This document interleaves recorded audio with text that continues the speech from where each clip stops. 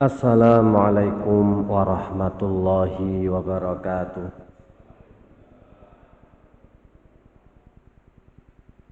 Bismillahirrahmanirrahim. Alhamdulillahi rabbil alamin.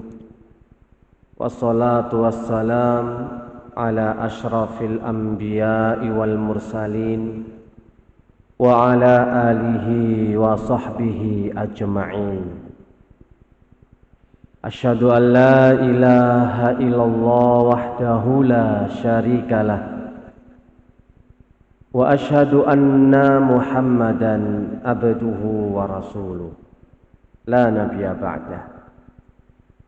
Ya ayyuhalladzina amanu taqullaha haqqa tuqatih wa la tamutunna illa wa antum muslimun. Ya ayyuhan nas ittaqullah. Ya ayyuhalladzina amanu ittaqullah wa qulu qawlan sadida yuslih lakum a'malakum wa yaghfir lakum dhunubakum wa may yuti'illaha wa rasulahu faqad faza fawzan 'aziman. Jamaah salat subuh, bapak-bapak dan ibu-ibu sekalian yang dimuliakan Allah Subhanahu wa taala. Alhamdulillah, memuji serta bersyukur kepada Allah atas limpahan nikmat yang selalu diberikan kepada kita semua. Baik nikmat berupa kesehatan ataupun kesempatan berupa taufik, hidayah, inayah, sehingga kita bisa meniti jalan yang benar, jalan yang siratal mustaqim, yang menghantarkan kita kepada surganya Allah Subhanahu wa ta'ala. Tidak lupa kedua kalinya salawat serta salam semoga tetap tercurahkan kepada junjungan kita Nabi besar Muhammad sallallahu alaihi wasallam, kepada keluarga beliau dan pada para sahabatnya serta kepada para pengikut-pengikutnya yang mengikuti beliau dengan baik sampai hari kiamat. Jamaah salat subuh yang dimuliakan Allah Subhanahu wa taala. Insyaallah pada pagi yang barokah ini kita akan membahas salah satu anugerah, pemberian terbesar, anugerah terindah yang diberikan oleh Allah Subhanahu wa taala kepada kita semuanya. Terkadang ada seseorang yang diberikan anugerah nikmat berupa anak yang nurut, anak yang soleh.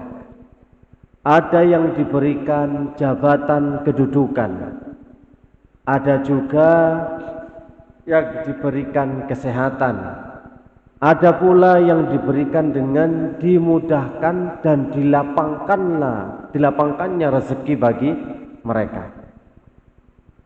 Namun di antara pemberian anugerah-anugerah yang sudah diberikan oleh Allah yang begitu banyaknya, ada satu anugerah yang paling besar, yang paling agung, yang paling mulia.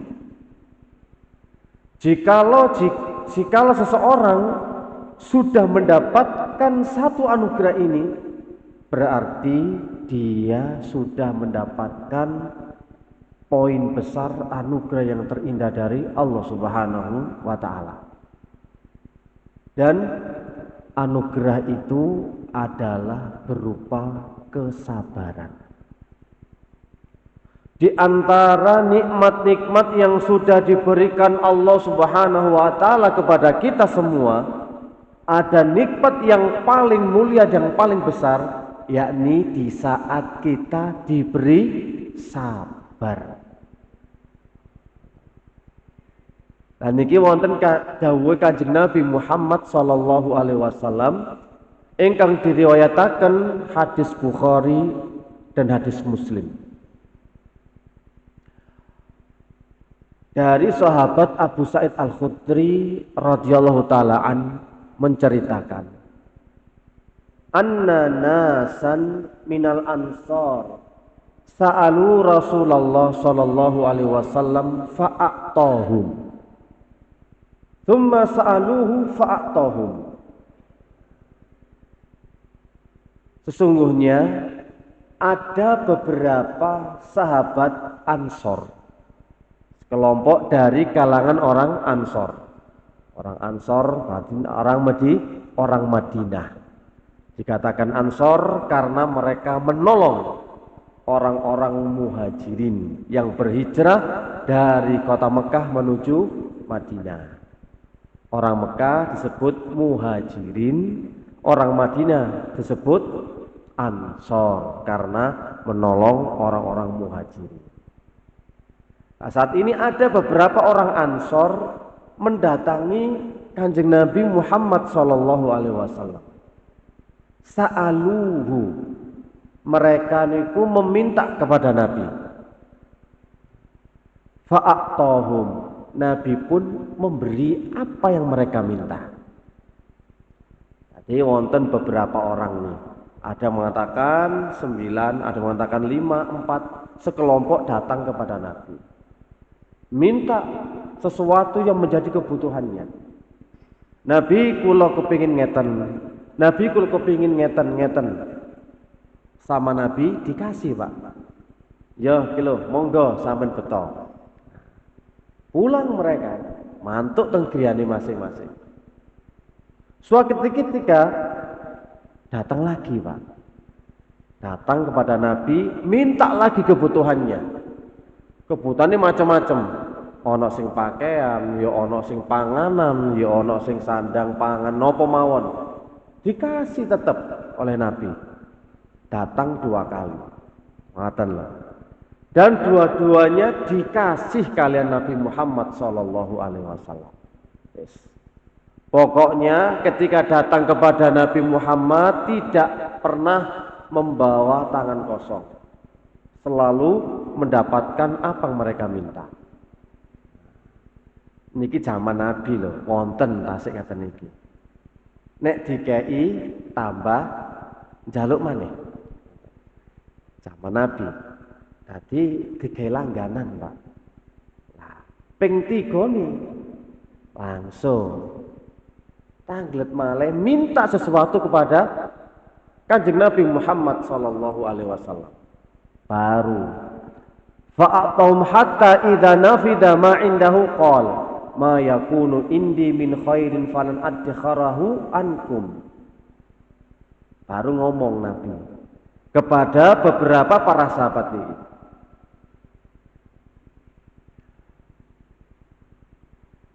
yakni ma yakunu hatta ma nafida indahu, sampai ketika mereka datang ternyata sudah habis.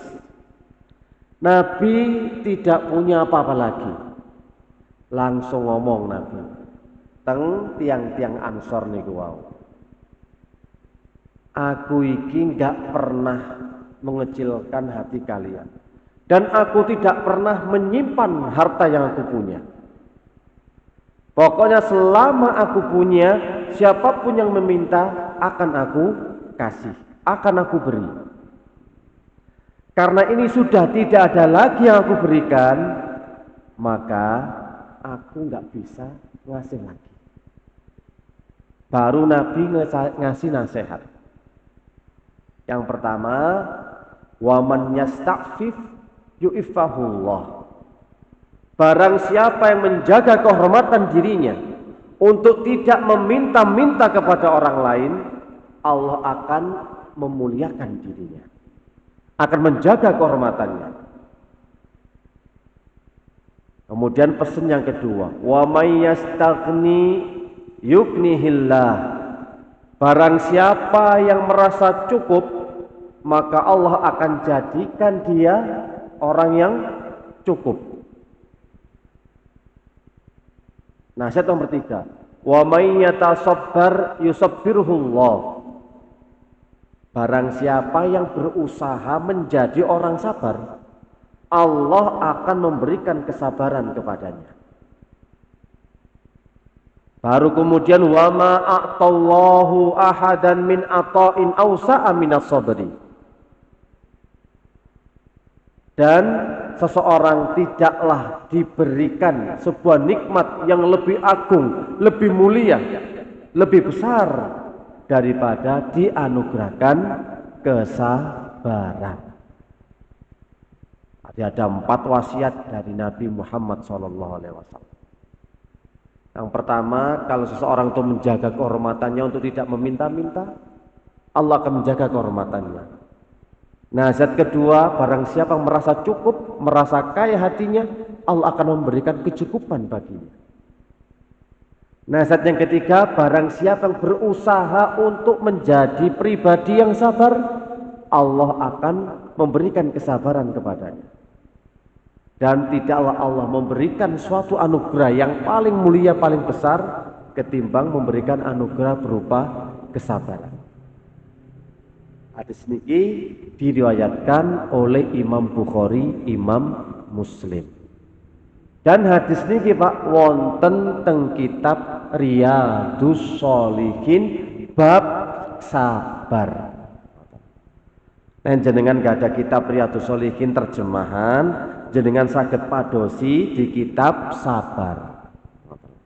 Riyadhus Shalihin itu artinya taman-taman orang soleh, yang menjelaskan supaya bisa memberikan atau bisa menjadi orang yang berakhlakul karimah, akhlak yang mulia, dan menjadi orang-orang yang soleh. Salah satunya akhlaknya orang soleh niku adalah sabar. Pun saat ini penjelasan dugi hadise.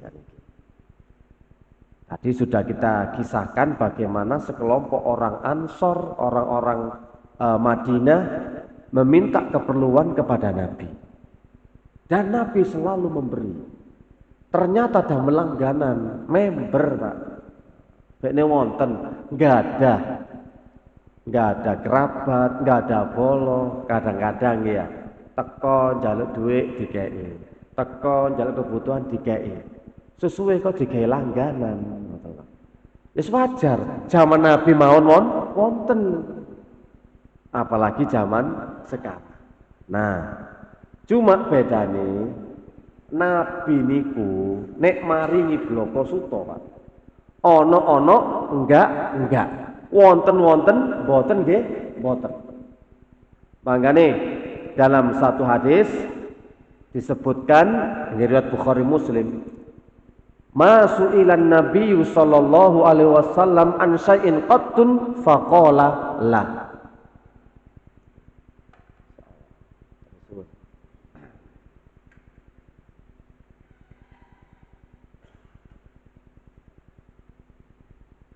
Nabi niku tidak pernah dimintai sesuatu lalu beliau mengatakan tidak atau enggak punya. Mboten nate. Selama Kanjeng Nabi Muhammad SAW niku enggak ada, siapapun yang meminta, Nabi tidak pernah ngomong mboten wonten, selalu wonten. Niki tingkat keimanannya tinggi, Pak. Akhlak yang mulia sebagai qudwah suri tauladan kepada umatnya. Benar-benar Nabi itu sosok orang yang sangat dermawan, sehingga kalau memberi sesuatu itu tidak pernah takut dengan yang namanya kemiskinan, tidak pernah takut dengan yang namanya fakir melarat, boten pernah. Nek kula lan panjenengan sedaya umum loman kadang sik wonten batese. Ngoten nggih. Dadi lomane niku nek kathah masih banyak sisanya baru kita berani memberi. Lomane Kanjeng Nabi mboten ngoten. Lan-lanan sampai entek. Dijaluki wong Ansor niki wae nggih. Rombongan dugi jaluk dikei diparing Kanjeng Nabi. Jaluk maneh dikei sampai Nabi ngomong aku gak duwe blas, saumpama ono tak kei. Tapi memang keadaanku nggak ono bisa. Baru ngene ku bagaimana sosok Nabi Muhammad SAW dalam hal kedermawanan. Sampai-sampai Nabi niku umpama wonten sing njaluk boten pernah nolak, mesti diparingi. Karena kadang-kadang kula panjenengan mawon lho, aja kok ngekeki. Disambati kanca, disambati tangga, kate nyelang dhuwit. Iki lho kadang-kadang tasih bulet. Ngoten to. Coba sama renangkan sareng-sareng lah. Ana wong wae bar sekolah daftar ulang. Ketok teko, wah koyoke kate utang dhuwit. Lah wis beda nggih ya. Sepurane yuk aku si ana pentinge, si ana perlune, kadang gak ana cek kanggo dan macam-macam sebagainya. Tapi Kanjeng Nabi ojo utang, jaluk diparingi. Dan gak pernah nguni mboten. Niki pernah. Arab Badui. Nah, Arab Badui niku kan wong Badui niku tiang sing kurang etika, kurang adab. Mangkakno diceluk Badui, dipanggil Badui. Pernah datang kepada Rasulullah SAW karena masuk Islam. Nabi, kula sampun mlebet Islam. Saya pengen sesuatu darimu. Maka seketika itu Nabi mengatakan, fa'aqtahu ghanaman baina jabalaini. Badui tersebut dikasih kambing sebanyak antara dua gunung. Dalam satu riwayat satu lembah. Langsung kayak ini kok mboten tember-tember, Pak.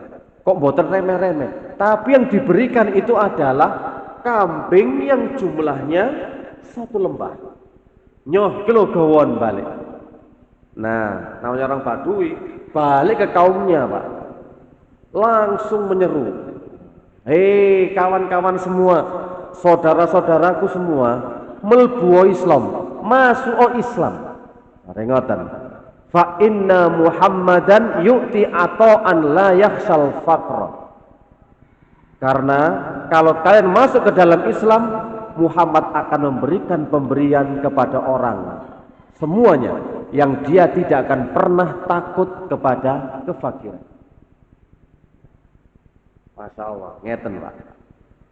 Ada wong Badui, padahal Badui umpama nih dikasih satu kambing niku wis koyo melimpah ruah.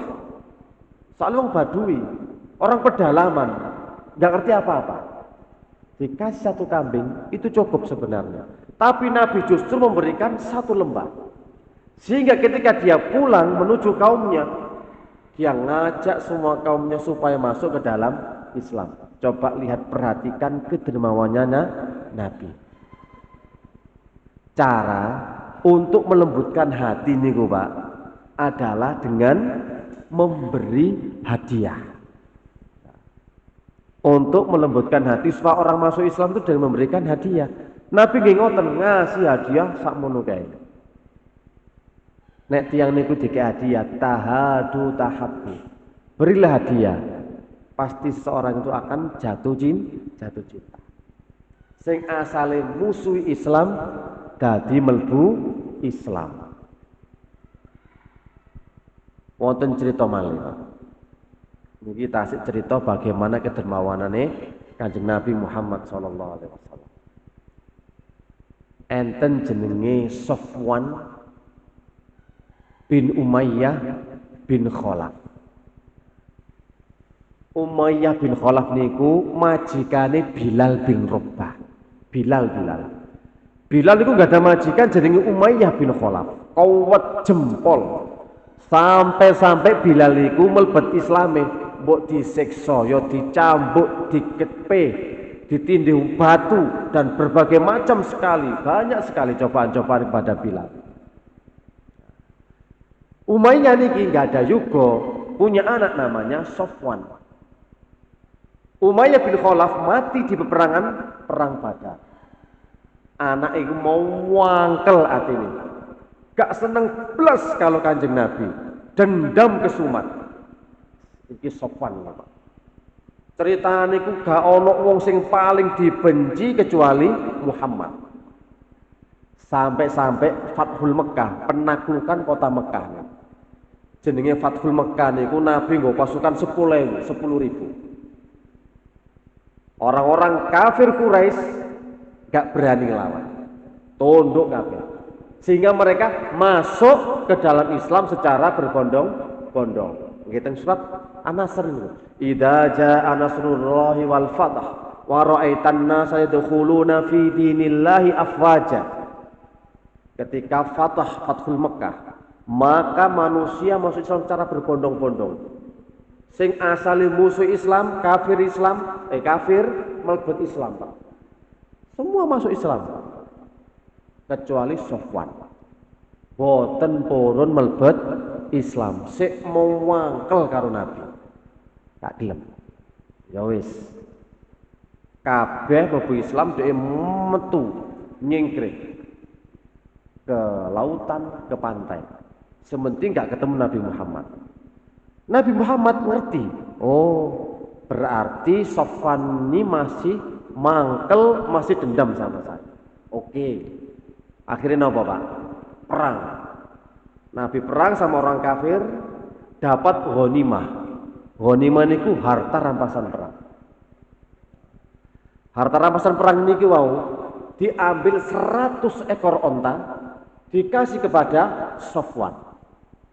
Soalnya Sofwan itu suka harta benda. Nah, dikasih sama Sofwan 100 onta. Belum bergeming Pak, belum mau masuk Islam. Masih tetap benci kepada Nabi Muhammad. Tapi wis rodok berkurang. Nabi perang malih, dapat ghanimah lagi, dikasih 100 lagi. Mulai rodok goyang. Sampai 300 onta. Nah, baru Sofwan mendatangi Nabi langsung ngomong di hadapan Rasulullah sallallahu alaihi wasallam. Terus ingat Pak. Wahai Muhammad, dulu tidak ada orang yang paling aku benci di muka bumi ini kecuali engkau. Tapi sekarang engkau adalah orang yang paling aku cintai dan aku sekarang mengikrarkan untuk masuk Islam. Subhanallah. Gara-gara nopo? Kedermawanane Kanjeng Nabi Muhammad sallallahu alaihi wasallam. Sing asale musuh bebuyutan, mau wangkel dendam kesumat, tapi Nabi tetap dermawan. Akhirnya Sofwan bin Umayyah bin Khalaf menyatakan keislamannya kepada Rasulullah sallallahu alaihi wasallam. Cerita kedermawanan Nabi itu kuwata sangat banyak sekali. Jadi memang Nabi sosok panutan. Sebutkan juga kanan Nabi sallallahu alaihi wasallam ajwadun nas. Ajwadan nas. Nabi itu sosok orang paling dermawan. Dan lebih dermawan lagi ketika sudah masuk bulan Ramadan. Asalnya pun dermawan. Asalnya pun loman. Tapi kalau sudah masuk bulan Ramadan, dermawan Nabi semakin ditingkatkan. Sampai-sampai kedermawanannya itu diibaratkan seperti angin yang berembus, kalah cepat. Intinya nggak tahu mikir. Nabi ini nggak ada duit nih Pak, nggak ada harta, nggak pernah lebih dari 3 hari. Entek. Sak moten niku. Sebanyak harta yang dimiliki oleh Rasulullah gak pernah melewati 3 hari. Soalnya sosok paling dermawan. Sehingga pernah nih di waktu sholat berjamaah di kota Madinah, sahabat ini menceritakan setelah Nabi mengucapkan salam, Assalamualaikum warahmatullahi, Assalamualaikum warahmatullahi, boten sempat wiritan, langsung melangkai pundak-pundak para sahabat pergi ke rumah, bergegas menuju ke salah satu kamar salah seorang istrinya. Hal ini menjadikan para sahabatnya itu heran. Ono opo Nabi kok tumben Mari salat mboten wiritan, tapi langsung melangkah teng griyane langsung balik maneh. Ternyata nopo? Nabi ngomong, aku teringat pada emas yang ada pada diriku. Aku tidak senang jika itu menahanku. Maka aku pun ambil dan aku bagi-bagikan emas tersebut. Supaya nggak jadi beban bagi diriku. Sampai sak moten lho Pak. Mantun sholat eling, loh masku jeje, gurung tak bagi-bagi no, ngoten. Pomon jenengan ngoten, eling, loh duitku sih akeh, gurung tak dum-dum no, langsung sampean jupuk jenengan pendet langsung dibagi-bagi. Ini ku Kanjeng Nabi. Mantun sholat eling, loh yo aku ono yo. Jadi nggak pernah takut dengan yang namanya kefakiran, saking loman. Tiyang niku njaluk napa mawon Pak, mboten pernah Nabi iku semoyo, mboten pernah ngomong, mboten wonten, selalu dikasih dan selalu diberi. Dan ini kan berat, latihan dermawan. Sedangkan manusia pada dasarnya waktu hibbunal mala hubban jamma, cinta terhadap harta itu sangat cinta sekali. Saumpama sampai teng hadis menungso niki kalau punya satu lembah emas maka dia akan minta lagi jadi 2 lembah. Kalau sudah punya 2 lembah dari emas dia minta 4. Sudah punya 4, 8, begitu seterusnya karena manusia nggak ada puasnya. Amene Kanjeng Nabi dientek-entek. Nah niki sing nyontone ki apa? Mangane boto belajar. Kula lan panjenengan niki tasik butuh belajar untuk menjadi orang yang dermawan. Iki tasik Nabi Muhammad SAW disusul para sahabat-sahabate. Ngene loman luar biasa. Teng Al-Qur'an mawon teng surat Al-Baqarah atau surat Al-Imran ayat yang 92 Allah Subhanahu wa taala berfirman lan tanalul birra hatta tunfiqu mimma tuhibbun. Kalian tidak akan memperoleh kebaikan sampai kalian menginfakkan harta yang kalian cintai. Niki sahabat niki langsung berlomba-lomba Pak. Terus ingatan ya, lan tanalul birra hatta tunfiqu mimma tuhibbun. Kalian tidak akan mendapatkan kebaikan dengan sebaik-baiknya sampai kalian mau menginfakkan harta yang paling kalian cintai. Harta yang paling dicintai. Lah kadang-kadang tiyang niku sedekah, infak niku nek barange nek wis mboten kanggo. Nek wis bekas, ono pakaian, ono jubah, ono sarung, ono klambi, baju koko, sepatu sandal. Nek wis sekirane wis numpuk akeh gak arep lawas baru diinfakno. Padahal lek Kanjeng Nabi dan Allah Subhanahu wa taala berfirman, gak bakal nemu keapian sing sempurna kalau kita tidak menginfakkan harta yang paling kita cintai. Sahabat guru ngeten Pak. Jadinya Abdullah bin Umar, Abu Tolha, gak ada kebun sing paling dicintai, kebun kurma. Langsung datang kepada Nabi. Nabi, aku telah mendengar ayat ini turun, maka aku memiliki satu kebun kurma sing paling aku cintai.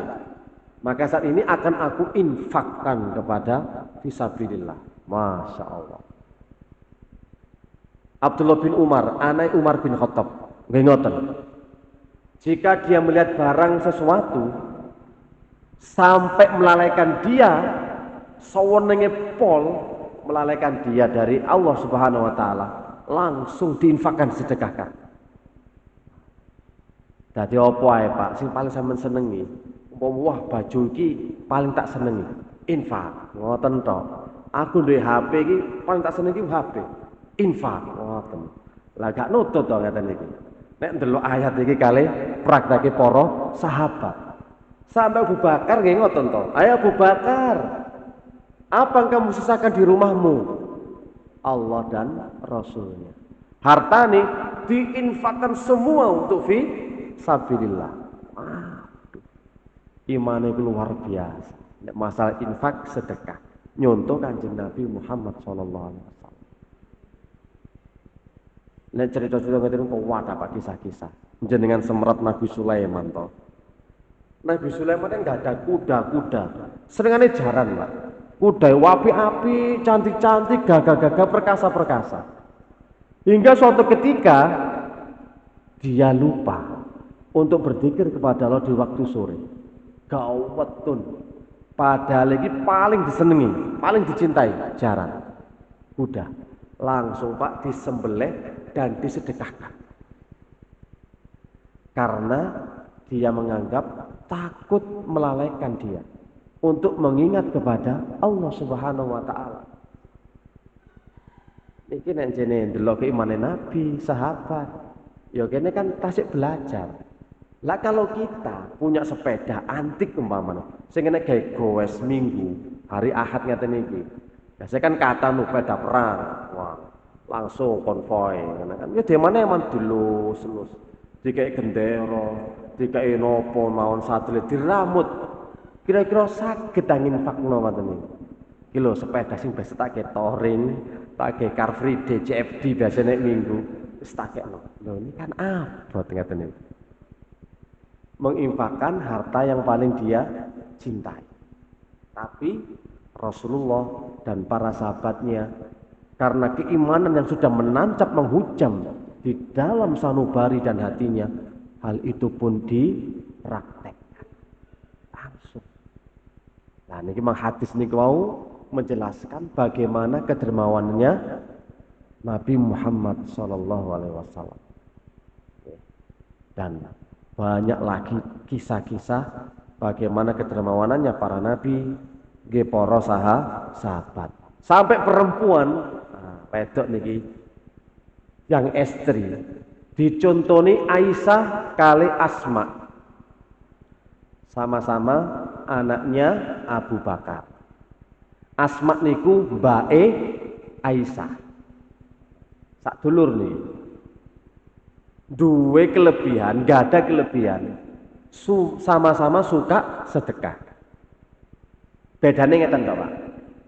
Kalau Aisyah model sedekah dilumpukno dhisik, Pak. Gak ada yotro, punya uang dikumpulkan dicelengi. Nek kelompok akeh langsung memanggil fakir miskin dan dibagi-bagikan. Modelnya Aisyah seperti itu. Nek modele Asma binti Abu Bakar, mbake benten. Modele jangan sampai punya makanan, punya harta, nginep sampai besok. Umpama duwe duren, ya kudu entek dina iki. Gak usah mlebu kulkas. Umpama duwe panganan sate, gule, ojo sampai nginep sampai meneh sesuk. Kudu entek dina iki. Niku Asma. Gak ada sisa duit, dia kudu entek dibagi-bagikan kepada fakir miskin. Inti nih dua-duanya gemar sedekah dan infak. Didikan teko Kanjeng Nabi Muhammad ini. Jadi nggak mungkin. Wong mukmin pelit itu mboten mungkin. Hitungan medit mboten. Soalnya yakin bakal dibales kalian Allah Subhanahu wa taala. Jadi sampai perempuan itu dikasih contoh. Nah, kadang-kadang perempuan-perempuan kita duwe dilompok-lompokno sret, tapi kok digawe tuku spring bed, tuku mas-masan, tuku gelas. Kadang tuku gelas cengkir digawe ngoten niku, Pak. Wadah ngono, padahal sing diombe yo kanggo mek loro, sing dipangan mek loro, tapi diompo-ompo sendok garpu piring niku wadah. Kalah wong duwe gawe lah ngoten to. Ngelompokno dhuwit tapi gawe blonjo. Lah, Asma ngoten, Aisyah mboten. Infak mawon. Subhanallah, luar biasa. Nah, niku potongan hadis. Oh. Nah, kemudian Nabi berpesan, kepada para sahabat yang tadi meminta kepada Nabi sampai habis hartanya. Dikengken menjaga kehormatan diri supaya tidak meminta-minta kepada orang, mengemis, meminta, jangan sampai. Ditoto untuk menjaga kehormatan. Sampai-sampai ada orang yang terus mengganggu saudaranya, terus ada kebutuhan-kebutuhan, itu jangan sampai. Itu harus dijaga. Kemudian pelajaran selanjutnya, dituntut kita memiliki sifat qanaah. Sifat yang merasa cukup, merasa kaya. Gak butuh lagi dengan orang lain masalah harta dunia. Dia merasa cukup dan kaya hati. Lah kalau orang itu nggak qanaah kan kurang terus. Lah itu dibimbing oleh Rasulullah Shallallahu Alaihi Wasallam supaya memiliki hati yang merasa cukup, merasakan hatinya kaya, tidak butuh kepada orang lain. Kadang-kadang ada orang kaya tapi merasa fakir, kurang terus. Itu berarti belum dikatakan kaya sesungguhnya. Kalau ada orang kaya, sugih tapi kok jek rumoso kurang, berarti belum kaya sesungguhnya. Tapi kalau ada orang pas-pasan, sederhana, qanaah, merasa cukup aja, itulah namanya kaya hati.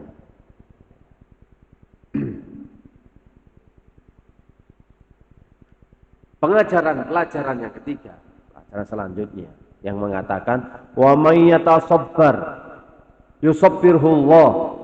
Barang siapa yang berusaha untuk sabar, maka Allah akan jadikan dia menjadi orang yang sabar. Berarti untuk menjadi orang sabar niki butuh perjuangan, butuh usaha, butuh ikhtiar. Nek boten ikhtiar, boten berusaha, angel jangan niku muni sabar. Rata-rata abot sabar. Ngoten akhirnya. Berat teman sabar ini. Walaupun berat harus belajar. Kalau nggak belajar malah nggak bisa jadi orang sabar. Berarti ketika belajar pasti nanti ada ujiannya. Lah niku yang harus benar-benar tetap harus bisa istiqomah untuk menjadi orang yang sabar. Loh sebab nopo sih? Sebab pemberian ini tidak ada yang lebih besar, lebih mulia daripada sabar. Karena dengan sabar, orang itu menjadi kuat ketika tertimpa ujian dan musibah. Ketika dia memiliki sabar, ada orang mencibir, mencaci, memaki, menghina, dia tetap bisa menahannya. Karena modal sabar. Umpama diuji, anake mati, bojone mati, diuji tsunami, diuji gempa bumi.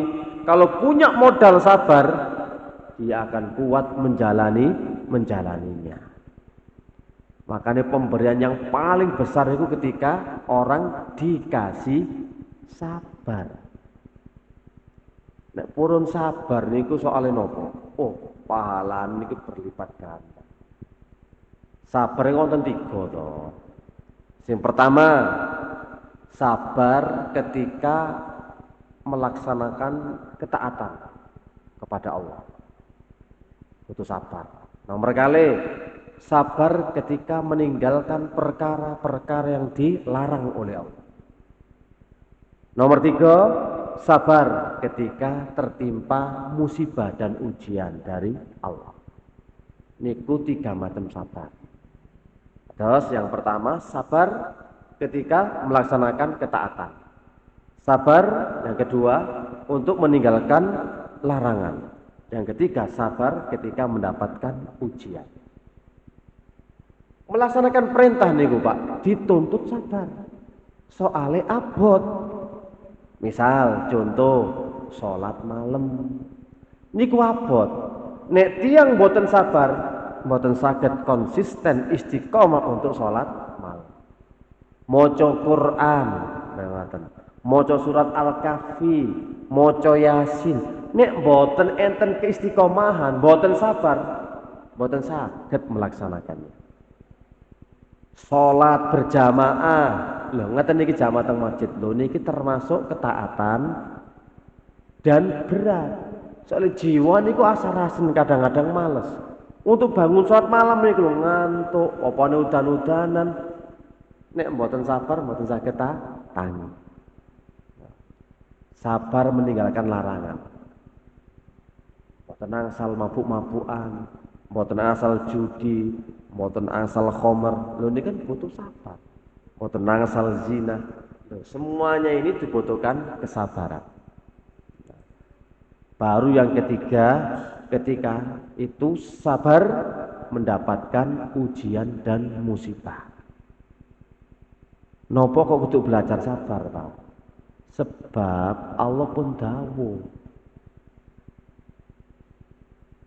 di dalam surat Al-Baqarah ayat 155 156. Walanabluwannakum bisyai'in minal khaufi wal ju' wa naqsim minal amwali wal anfusi was samarat wa basyiris sabirin. Yani alladzina adza asabathum musibatun qalu inna lillahi wa inna ilaihi raji'un.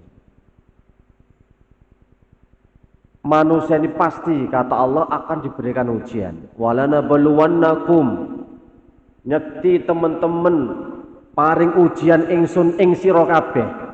Ngoten nggih. Ngene iku bisyai minal khauf kelawan setitik rasa wedi watir. Minal wal rasa luwe. Kurangan harta, ngoten nggih. Kekurangan buah-buahan.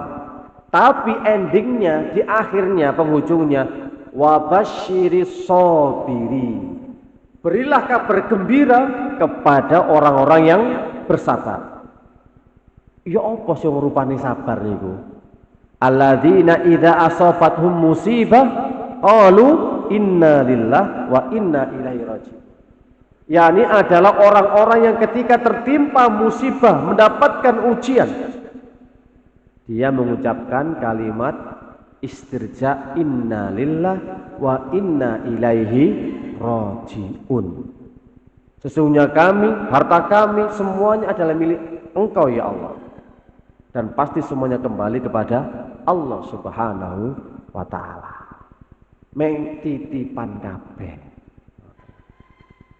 Nek jenengan sabar ketika mendapatkan ujian musibah dan mengucapkan kalimat innalillahi wa inna ilaihi raji'un, Allah niku bakal ganti, Pak. Sing luwe apik iku pokoke sabar. Jadi apa kok wong iku bisa dikatakan mendapatkan anugerah terindah, anugerah yang besar ketika punya sabar? Sebab sabar itu nanti yang akan menjadikan musibah menjadi anugerah. Asal musibah, asal ujian akan berubah menjadi anugerah dan pemberian. Kalau kasih contoh malih ini, teng hadis ngeten, Pak. Ma asaba min musibatin minal muslim. Apa saja yang menimpa kepada seorang muslim. Hadis yang sahih ini. Nah, kemudian dia mengatakan qalu innalillahi wa inna ilaihi raji'un. Lalu berkata Allahumma jurni fi musibati wa akhlif li khairam minha. Sapa wonge sing kena musibah terus ngucap innalillahi wa inna ilaihi raji'un, terus ditambahi doa Allahumma jurni, ya Allah berikanlah pahala atas ujian yang menimpa kepada diriku, wa akhlif li khairam minha, dan gantilah dengan ganti yang lebih baik. Niscaya Allah akan mengganti dengan yang jauh lebih baik. Asalkan ketika mendapatkan musibah purun sabar. sabar. Kuncine teng mriku. Sabar. Ngoten. Lah niki dipraktekaken, Pak. Jenenge Ummu Salamah. Ummu Salamah niku ada punya suami namanya Abu Salamah. Ummu Salamah punya suami namanya Abu Salamah. Diberikan hadis ini dari Rasulullah. Ana wasiat teko Rasulullah, iki lho wasiate. Sapa wong sing tertimpa musibah mengucapkan innalillah, kemudian donga Allahumma ajurni fi musibati wa khlif khairan minha, bakal diganti sing luwih apik. Ternyata tidak lama kemudian Ummu Salamah diuji, Pak. Abu Salamah niku sedo tular dunya mati. Anggapane Ummu Salamah, Abu Salamah niki sosok suami yang ideal, sosok suami yang bertanggung jawab, sosok suami yang gak pernah KDRT, berkasih sayang, lembut, sopan, santun, pokoknya suami idaman. Nah, suami idaman nih Abu Salamah. Kok ternyata diambil oleh Allah Subhanahu wa taala, mati meninggal dunia. Ummu Salamah praktekno hadise Kanjeng Nabi niku wau. Jarene nek muni Allahumma ajurni fi musibati wa khlif fi khairan minha, akan diganti oleh Allah jauh yang lebih baik. Denger-denger Ummu Salamah, kira-kira sapa gantine bojoku sing ngaloh apik iki? Ngoten lho, Pak. Dinteni didelok sahabat di mana ya? Ternyata, Pak, Masya Allah, ditinggal Abu Salamah. Tidak lama kemudian setelah masa haid, masa nifas atau masa apa? Masa iddah maksudnya. Kemudian Ummu Salamah dilamar Kanjeng Nabi Muhammad sallallahu alaihi wasallam. Kena musibah gelem sabar, diganti sing luwih apik. Abu Salamah sampun apik, ternyata wonten sing luwih apik maneh ngene iku Kanjeng Nabi Muhammad sallallahu alaihi wasallam, sosok manusia nomor 1 di seluruh dunia. Diganti, Pak, pasti, Pak. Mana niku hikmah di balik musibah, berkah. Nek purun sabar, musibah berubah jadi anugerah. Kelangan orang dicintai, datang orang yang super lagi. Gini ku Kanjeng Nabi. Oh, tambah yakin iki Ummu Salamah. Masya Allah, kisah-kisah ini kata. Kisah mari maneh ini setunggal malih. Ketinggalan penutup niki nggih. Sampun padang. Abu Thalha kali Ummu Sulaim sakniki ganti. Mungkin jenengan nate kepireng kisah niki. Di mana seorang Ummu Sulaim, Abu Thalha niku punya anak. Anak masih kecil. Saat itu lagi panas, lagi sakit. Panas sakit. Tapi Abu Thalha harus keluar rumah karena ada keperluan yang mendesak, nggak bisa diwakilkan. Ngoten nggih ya. Nah, akhirnya pamit medal. Dik tak tinggal ya. Iki soal kepentingan sang paling penting gak iso ditinggal. Nggih pun Mas, monggo jenengan tinggal. Anake panas, Pak, loro, rewel nangis. Nangis saiki sret ya wis. Ditinggal kali Abu Thalha. Pas ditinggal, yo qadarullah, takdiri Allah. Anake Abu Thalha niki pecah, sedo anake sahabat niki, Pak. Mati. Lah Abu Thalha belum pulang. Ummu Sulaim ngekei kode isyarat teng keluargane. Wis Pak, wis kerabat bolo-bolo, aja ana sing ngabari Abu Thalha. Engko aku dhewe sing ngabari. Ngoten lah. Jadi mertuane, wong tuane, pamane, bebekne, budene, pakdene, sapa wae tangga-tanggane wis ya meneng ae, aku sing nyampeno dhewe nang bojoku. Ya wis gak apa-apa. Dadi aman Abu Thalha. Pulang. datang mengetuk pintu, disambut sama Ummu Sulaim, disambut pol, dimasakno sing paling enak senengane. Nek biasa senengane jangan asem, brengkesan pindang, digekno brengkesan pindang. Nek senengane tongkol, gekno tongkol. Pokoke masakne luwek kok. Braine siji luwe menor, bibire dempulane kandel, ngoten lho. Terus tanglet Abu Thalha, "Dik, ya apa kabare anak kene mau?" "Anak kita wis tenang." Lho, Pak, jawabe lak weco to. Anak kita wis tenang, aman, terkendali. Ya wis lah kalau gitu. Mangan, Pak, mangan wareg, langsung Abu Thalha dijak bojone teng kamar, buru-buru. Lebih dermawan lagi ketika sudah masuk bulan Ramadan. Asale pun dermawan, asale pun loman. Tapi kalau sudah masuk bulan Ramadan, dermawan Nabi semakin ditingkatkan. Sampai-sampai kedermawanannya itu diibaratkan seperti angin yang berembus, kalah cepat. Intinya nggak tahu mikir. Nabi ini nggak ada duit nih gua, nggak ada harta, nggak pernah lebih dari 3 hari.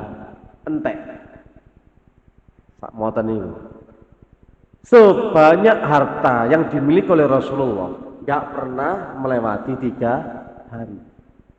Soalnya sosok paling dermawan, sehingga pernah nih di waktu sholat berjamaah di kota Madinah, sahabat ini menceritakan setelah Nabi mengucapkan salam, "Assalamualaikum warahmatullahi, assalamualaikum warahmatullahi," boten sempat wiritan, langsung melangkai pundak-pundak para sahabat pergi ke rumah, bergegas menuju ke salah satu kamar salah seorang istrinya. Hal ini menjadikan para sahabatnya itu heran. Ono opo Nabi kok tumben mari sholat mboten wiritan, tapi langsung melangkah teng griyane langsung balik mana. Ternyata nopo? Nabi ngomong, "Aku teringat pada emas yang ada pada diriku. Aku tidak senang jika itu menahanku. Maka aku pun ambil dan aku bagi-bagikan emas tersebut supaya nggak jadi beban bagi diriku." Sampai sak moten lho, Pak. Mantun sholat eling, loh emasku jek gurung tak bagi-bagi lho. Ngoten. Pomo jenengan ngoten lho. Eling, loh duitku sik akeh. Gurung tak dum-dumno. Langsung sampean jupuk jenengan pendet langsung dibagi-bagi. Ini ku Kanjeng Nabi. Mantun sholat eling lho yo aku ono yo. Jadi nggak pernah takut dengan yang namanya kefakiran. Saking loman. Tiyang niku njaluk napa mawon, Pak. Mboten pernah Nabi iku semoyo, mboten pernah ngomong, mboten wonten. Selalu dikasih dan selalu diberi. Dan ini kan berat, latihan dermawan. Sedangkan manusia pada dasarnya watu hibbunal mala hubban jamma. Cinta terhadap harta itu sangat cinta sekali. Saumpama sampai teng hadis menungso niki kalau punya 1 lembah emas, maka dia akan minta lagi jadi 2 lembah. Kalau sudah punya 2 lembah dari emas, dia minta 4. Sudah punya 4, 8, begitu seterusnya. Karena manusia nggak ada puasnya. Tapi Kanjeng Nabi dientek-entek. Nah niki sing nyontone ki apa? Mangane boto belajar. Kula lan panjenengan niki tasik boto belajar untuk menjadi orang yang dermawan. Iki tasik Nabi Muhammad SAW disusul para sahabat-sahabate. Ngene loman luar biasa. Teng Al-Qur'an mawon teng surat Al-Baqarah atau surat Al-Imran ayat yang 92, Allah Subhanahu wa taala berfirman, "Lan tanalul birra hatta tunfiqu mimma tuhibbun." Kalian tidak akan memperoleh kebaikan sampai kalian menginfakkan harta yang kalian cintai. Niki sahabat niki langsung berlomba-lomba, Pak. Terus ngeten ya, lan tanalul birra hatta tunfiqu mimma tuhibbun. Kalian tidak akan mendapatkan kebaikan dengan sebaik-baiknya sampai kalian mau menginfakkan harta yang paling kalian cintai. Harta yang paling dicintai. Lah kadang-kadang tiyang niku sedekah, infak niku nek barange nek wis mboten kanggo. Nek wis bekas, ana pakaian, ana jubah, ana sarung, ana klambi, baju koko, sepatu sandal. Nek wis sekirane wis numpuk akeh gak arep lawas baru diinfakno. Padahal lek Kanjeng Nabi dan Allah Subhanahu wa taala berfirman, gak bakal nemu keapian sing sempurna kalau kita tidak menginfakkan harta yang paling kita cintai. Sahabat guru ngeten, Pak. Jenenge Abdullah bin Umar, Abu Tolha, gak ada kebun sing paling dicintai, kebun kurma. Langsung datang kepada Nabi. Nabi, aku telah mendengar ayat ini turun. Maka aku memiliki satu kebun kurma sing paling aku cintai. Maka saat ini akan aku infakkan kepada fisabilillah. Masya Allah. Abdullah bin Umar, anak Umar bin Khattab, ngoten. Jika dia melihat barang sesuatu sampai melalaikan dia, sawenenge pol melalaikan dia dari Allah Subhanahu wa taala, langsung diinfakkan, sedekahkan. Dadi apa ae Pak sing paling sampean senengi? Wah baju iki paling tak senengi. Infak. Ngoten to. Aku duwe HP iki paling tak senengi HP. Infak. Ngoten. Lah gak nutut to ngeten iki. Nek ndelok ayat iki kali prakteke para sahabat. Sampai Abu Bakar nggih ngoten to. Ayo Abu Bakar. Apa yang kamu sisakan di rumahmu? Allah dan Rasulnya. Harta nih diinfakkan semua untuk sabilillah. Aduh, imannya luar biasa. Masalah infak sedekah. Nyontoh Kanjeng Nabi Muhammad SAW. Nek cerita-cerita ngeten kok wadah Pak kisah-kisah. Jenengan semerat Nabi Sulaiman toh. Nabi Sulaiman kan enggak ada kuda-kuda. Senengane jaran, Pak. Kuda wapi-api, cantik-cantik, gagah-gagah, perkasa-perkasa. Hingga suatu ketika dia lupa untuk berzikir kepada Allah di waktu sore. Gawatun. Padahal lagi paling disenengi, paling dicintai jaran. Kuda. Langsung Pak disembelih dan disedekahkan. Karena dia menganggap takut melalaikan dia untuk mengingat kepada Allah Subhanahu wa taala. Niki nek jene ndelok imane Nabi, sahabat. Ya kene kan tasik belajar. Lah kalau kita punya sepeda antik umpamane, sing kene gawe goes minggu, hari Ahad ngeten iki. Biasanya kan kata sepeda perang. Wah, langsung konvoy kan. Ya demane emang dulu selus. Dikai gendera, dikai nopo mawon satelit diramut. Kira-kira saged angin fakno ngoten iki. Iki lho sepeda sing biasa tak touring, tak Car Free Day CFD biasanya minggu wis tak kekno. Lho ini kan abot ngeten iki. Menginfakkan harta yang paling dia cintai. Tapi Rasulullah dan para sahabatnya karena keimanan yang sudah menancap menghujam di dalam sanubari dan hatinya, hal itu pun dipraktekkan langsung. Nah ini memang hadis ini mau menjelaskan bagaimana kedermawanannya Nabi Muhammad SAW. Dan banyak lagi kisah-kisah bagaimana kedermawanannya para nabi, para sahabat. Sampai perempuan, pedok niki, yang istri, dicontoni Aisyah kali Asma. sama-sama anaknya Abu Bakar. Asma niku mbake Aisyah. Sak dulur nih. Duwe kelebihan, gak ada kelebihan. Sama-sama suka sedekah. Bedane ngeten to, Pak. Kalau Aisyah model sedekah dilumpukno dhisik, Pak. Gak ada yotro punya uang dikumpulkan dicelengi. Nek kelompok akeh langsung memanggil fakir miskin dan dibagi-bagikan. Modelnya Aisyah seperti itu. Nek modelnya Asma binti Abu Bakar, mbake benten. Modelnya jangan sampai punya makanan, punya harta, nginep sampai besok. Umpama duwe duren, ya kudu entek dina iki. Gak usah mlebu kulkas. Umpama duwe panganan sate, gule, ojo sampai nginep sampai meneh sesuk. Kudu entek dina iki. Niku Asma. Gak ada sisa duit, dia kudu entek dibagi-bagikan kepada fakir miskin. Inti nih dua-duanya gemar sedekah dan infak. Didikan teko Kanjeng Nabi Muhammad ini. Jadi gak mungkin wong mukmin pelit itu mboten mungkin. Hitungan medit mboten.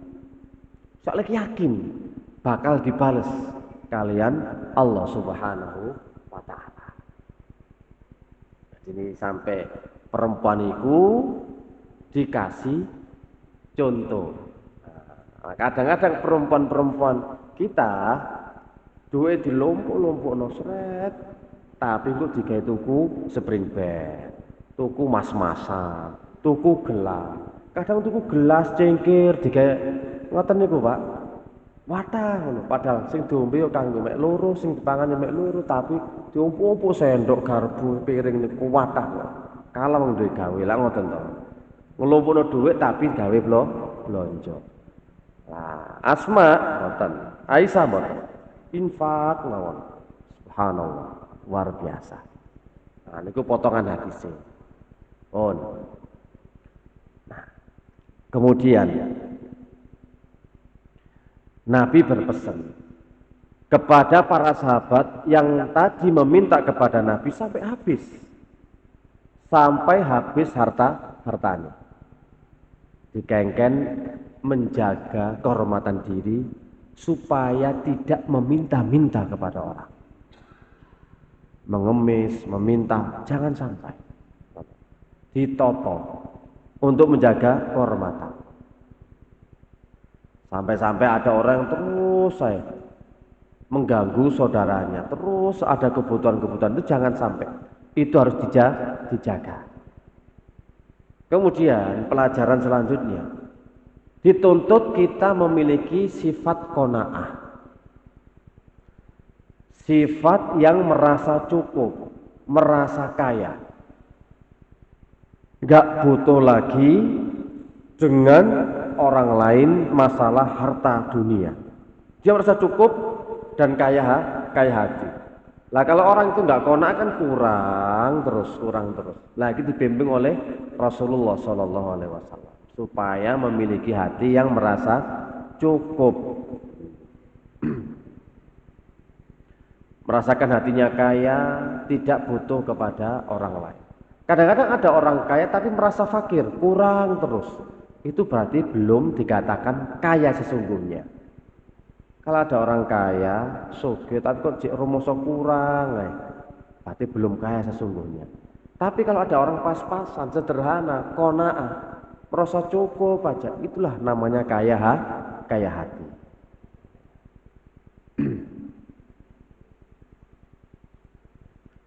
Pelajaran yang ketiga, pelajaran selanjutnya yang mengatakan wa may yatasabbar yusabbirhullah. Barang siapa yang berusaha untuk sabar, maka Allah akan jadikan dia menjadi orang yang sabar. Berarti untuk menjadi orang sabar niki butuh perjuangan, butuh usaha, butuh ikhtiar. Nek mboten ikhtiar, mboten berusaha, angel jangan niku muni sabar. Rata-rata abot sabar. Ngoten akhir. berat teman sabar itu. Walaupun berat harus belajar. Kalau nggak belajar malah nggak bisa jadi orang sabar. Berarti ketika belajar pasti nanti ada ujiannya.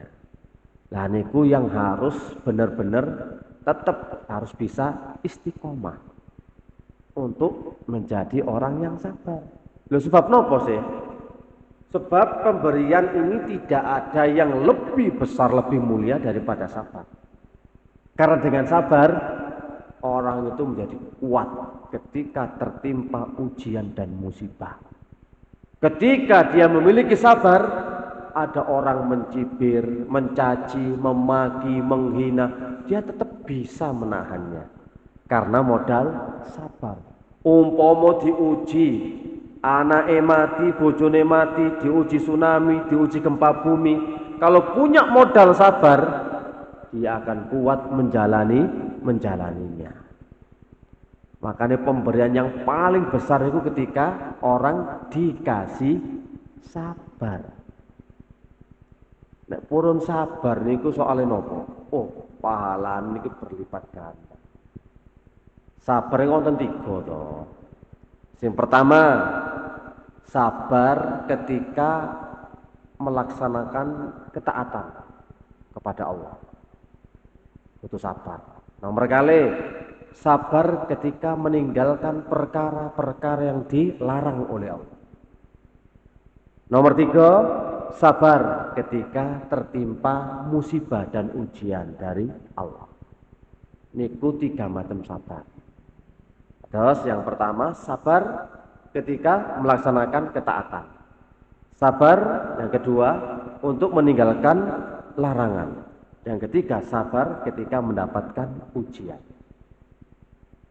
Melaksanakan perintah niku Pak, dituntut sabar. Soale abot. Misal contoh salat malam. Niku abot. Nek tiyang boten sabar, boten saged konsisten istiqomah untuk salat malam. Maca Quran, maca surat Al-Kahfi, maca Yasin. Nek boten enten keistiqomahan, boten sabar, boten saged melaksanakannya. Salat berjamaah, lho ngeten niki jamaah teng masjid, lho niki termasuk ketaatan dan berat. Soalnya jiwa niku asar-asen kadang-kadang males. Untuk bangun salat malam niku lho ngantuk, opane udan-udanan. Nek mboten sabar, mboten saged tangi. Sabar meninggalkan larangan.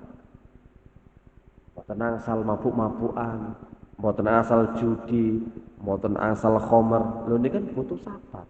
Mboten asal zina. Loh, semuanya ini dibutuhkan kesabaran. Baru yang ketiga, ketika itu sabar mendapatkan ujian dan musibah. Nopo kok kudu belajar sabar, Pak?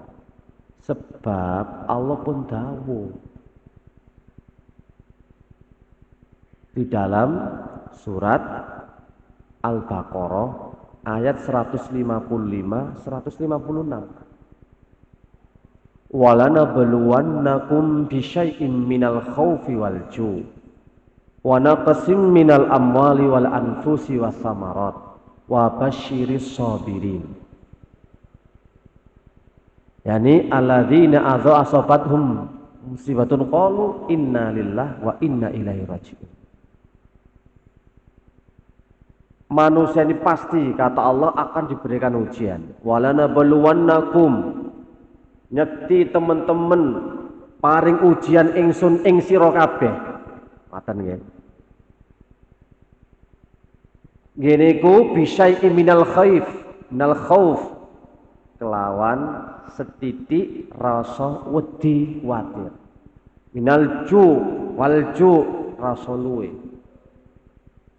Kurangan harta, ngoten nggih. Kekurangan buah-buahan. Tapi endingnya, di akhirnya, penghujungnya, wabasyiris sabirin. Berilah kabar gembira kepada orang-orang yang bersabar. Ya apa sing rupane sabar niku?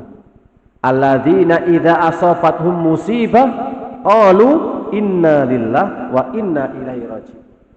yakni adalah orang-orang yang ketika tertimpa musibah, mendapatkan ujian, dia mengucapkan kalimat istirja, inna lillah wa inna ilaihi raji'un.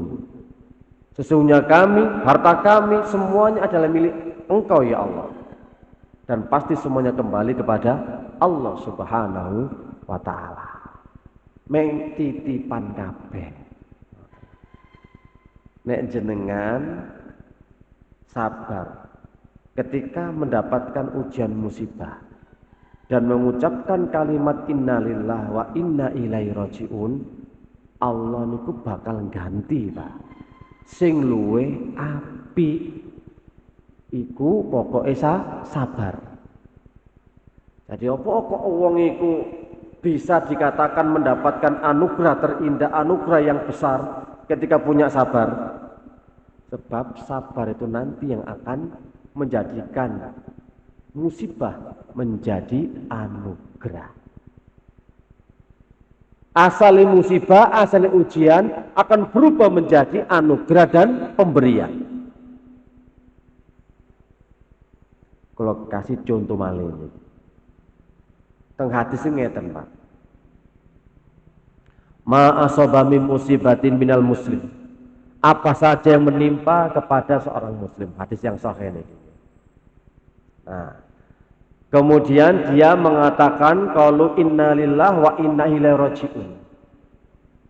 Lalu berkata Allahumma jurni fi musibati wa akhlif li khairam minha. Sapa wonge sing kena musibah terus ngucap innalillahi wa inna ilaihi raji'un, terus ditambahi doa Allahumma jurni, ya Allah berikanlah pahala atas ujian yang menimpa kepada diriku, wa akhlif li khairam minha, dan gantilah dengan ganti yang lebih baik. Niscaya Allah akan mengganti dengan yang jauh lebih baik, asalkan ketika mendapatkan musibah purun sabar. Kuncine teng mriku sabar. Ngoten. Lah niki dipraktekaken, Pak. Jenenge Ummu Salamah. Ummu Salamah niku ada punya suami namanya Abu Salamah. Ummu Salamah punya suami namanya Abu Salamah. Diberikan hadis ini dari Rasulullah. Ana wasiat teko Rasulullah, iki lho wasiate. Sapa wong sing tertimpa musibah mengucapkan innalillah, kemudian donga Allahumma jurni fi musibati wa khlif khairan minha, bakal diganti sing luwih apik. Ternyata tidak lama kemudian Ummu Salamah diuji, Pak. Abu Salamah niku sedo tular dunya mati.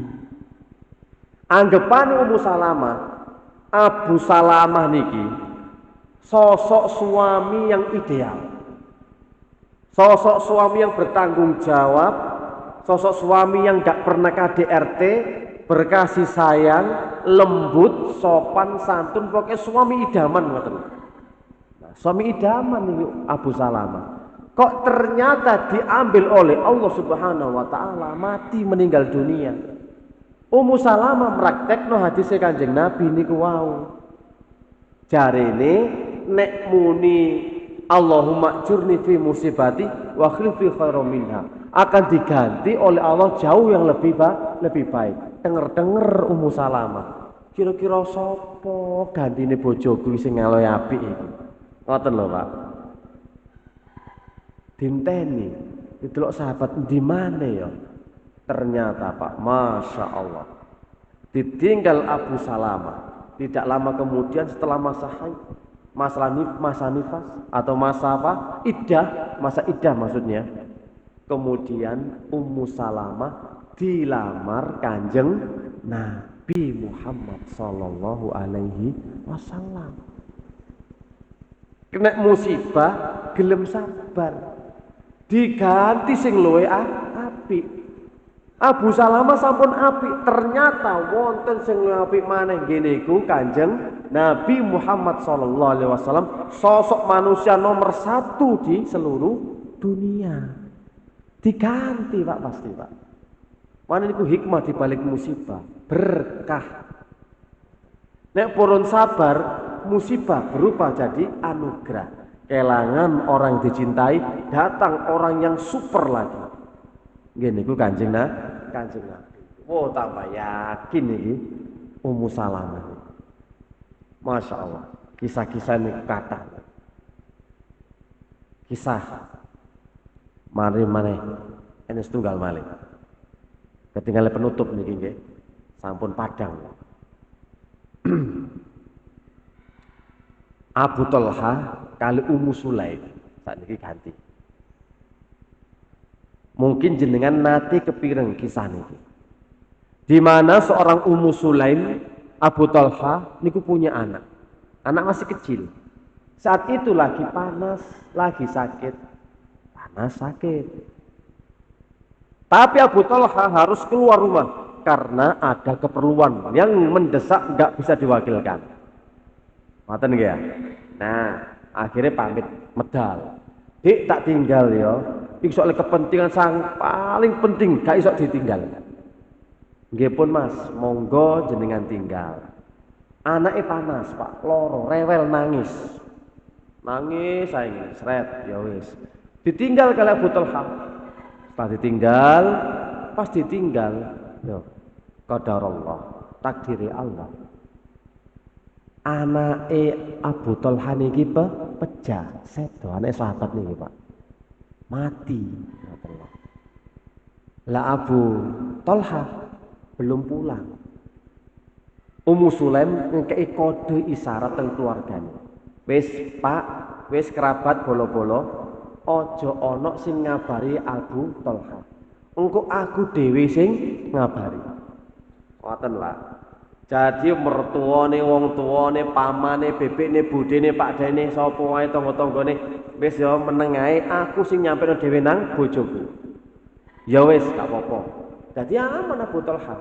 Pulang, datang, mengetuk pintu, disambut sama Ummu Sulaim. Disambut pol. Dimasakno sing paling enak senengane. Nek biasa senengane jangan asem, brengkesan pindang, digekno brengkesan pindang. Nek senengane tongkol, gekno tongkol.